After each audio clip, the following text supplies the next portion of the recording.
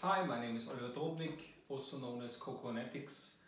I've ordered myself one of the new Mac Minis, and today I'm going to unbox it and hopefully also set it up as a build machine for my daily work. This is how it came. Vanilla box.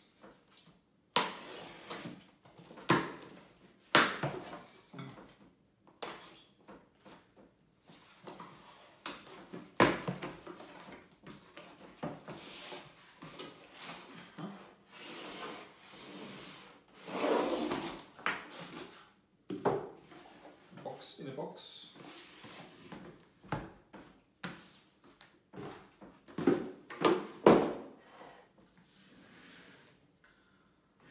Mac Mini box, very small box.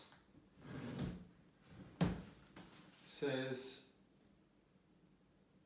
requires acceptance of the software license, Mac Mini 3.2 gigahertz, 16 gigabytes, 512 gigabytes hard disk, 1 gigabit Ethernet, model number A1993 Mac Mini. It doesn't say a year, interestingly. Does it usually say a year? So, oh yeah.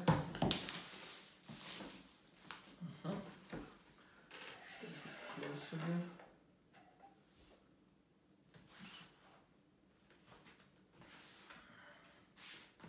Okay, carton, sugar.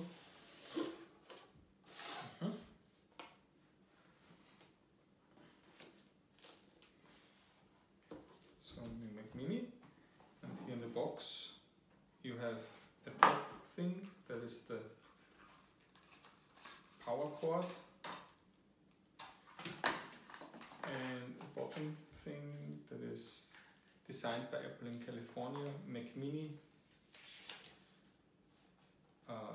Status LED, all the things at the back, Thunderbolt, USB-C 3,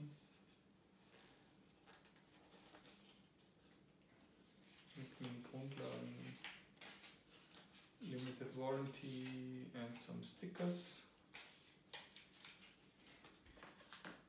And the thing that I'm really interested in, because it's been a while since I set up a Mac Mini, how this will work. I'm essentially planning to put this into a server cabinet, a small rack I have, and not have a monitor attached. But for setup purposes, you obviously need a monitor. So for that purpose, I've got a Thunderbolt display. So I'm going to hook this all up. I've got some Apple wireless keyboard and mouse with batteries. Let's see if I can get those to be recognized. Worst case scenario, I have a USB mouse, but I don't have a wired keyboard. So let's see if I can get that to work. First, here's a little bit of foil. Let's remove that. Mac Mini. Mac Mini. Space gray, as opposed to the previous Mac Minis I had, which were silver. There's even another foil around the back to protect all the ports. And we have power line, LED, the Ethernet, gigabit Thunderbolt, so USB 3, and an HDMI port, and headphone jack. And the thing that I see right away is I probably have no way to connect my Thunderbolt monitor. So I might have to connect to some TV I have via HDMI. That's a bit of an awkward thing because I have to go to another room and set it all up there, but okay. And otherwise, I think the size is about what I'm used to from old Mac Minis. Yeah, but let's see. So next thing, we'll connect it to a TV and see if we can see something. So, we're now in our guest room where I have a TV that's got HDMI. I've already connected the HDMI cable that I stole from the DVD player. I've connected Ethernet and the power cord. So let's see if that is or we might have to reset the mouse and the keyboard to get those connected, but we'll see. So turn on the TV.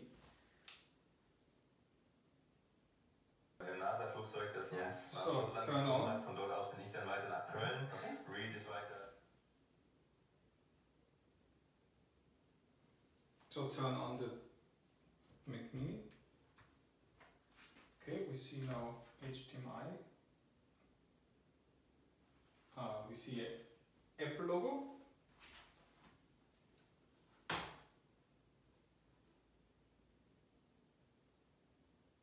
And it's completely silent.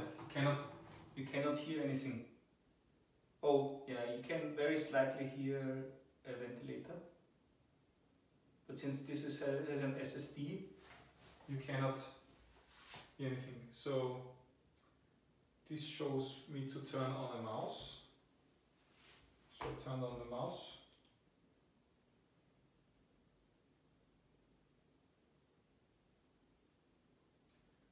Okay, I will have to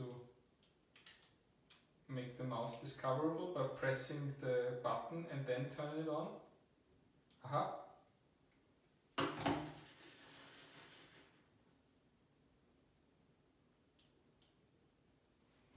Let's see, turn on the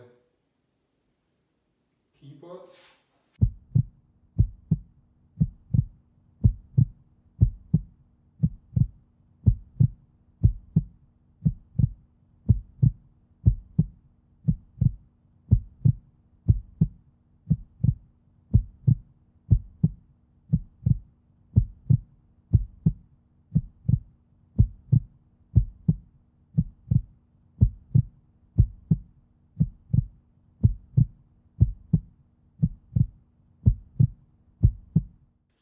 I do see a mouse pointer, and it moves, but the black counter I have here doesn't seem to be working so well.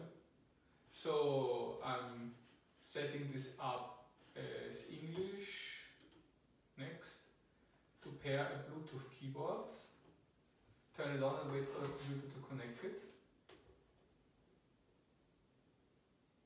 So now I can enter my pairing code.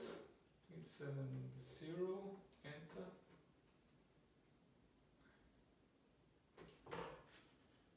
Has connected.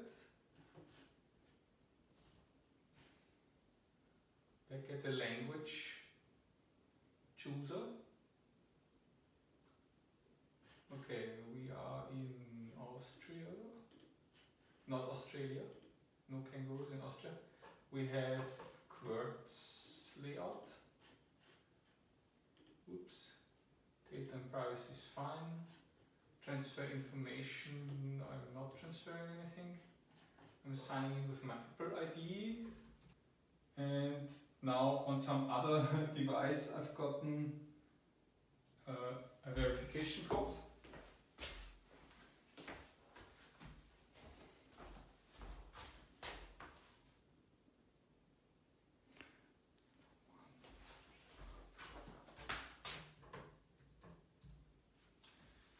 I got it on my camera while it was recording.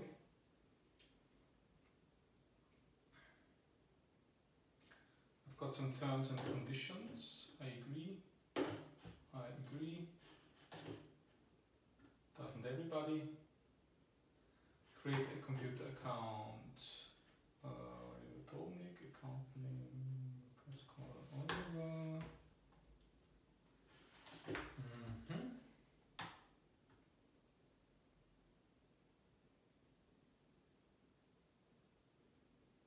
Setting up account.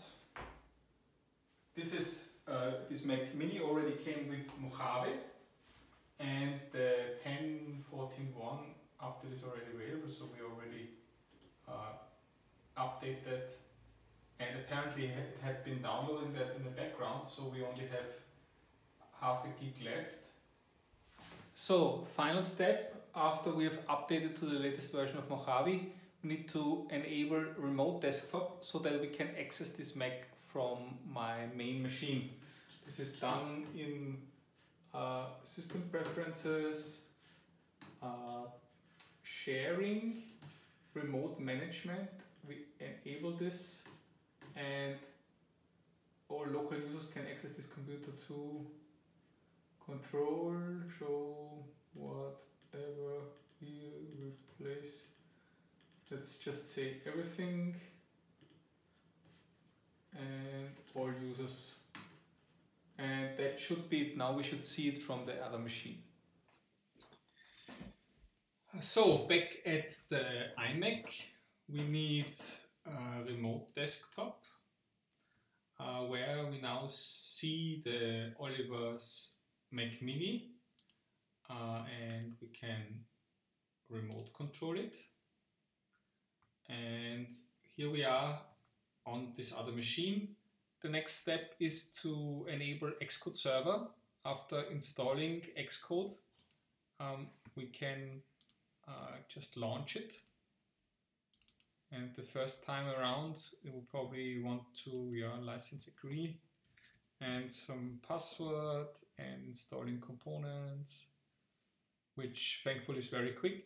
And the thing that stumped me initially was previously you needed an application called OS X server, OS X server, which you could install from the App Store. And even if you on Mojave go and search for OS X server, it seems to find it, but when you click it, it says no results. For some reason, OS X server doesn't seem to be supported anymore on Mojave. The secret is that actually the Xcode server is built into Xcode 9 and also, of course, Xcode 10, the current version. And after launching it, you just enable the continuous integration server there. So Xcode launched, so what we can do is go into preferences, and here under server and bots we can flip this to on and configure it to use my administrator account, enabling developer mode, configuring SSL certificates, starting Radis, upgrading Xcode server data, starting RPE server, and we would like to allow for Xcode helper to control this computer. Integration timeout. Okay, so users can access bots on the server at Oliver's Mac Mini. And this is how you get Xcode server running. Yeah, that's it. The new Mac Mini 2018. Not very hard to set up. The hardware. Now what I need to find out how to install GitLab runner, and the other thing that I probably want to try to do is to also install virtual Windows because I have some configuration tool for my home automation that only runs on the Windows and only occasionally, so that should also be perfect to access via remote desktop. That's it for me for the Mac Mini. Thanks for watching. Bye bye.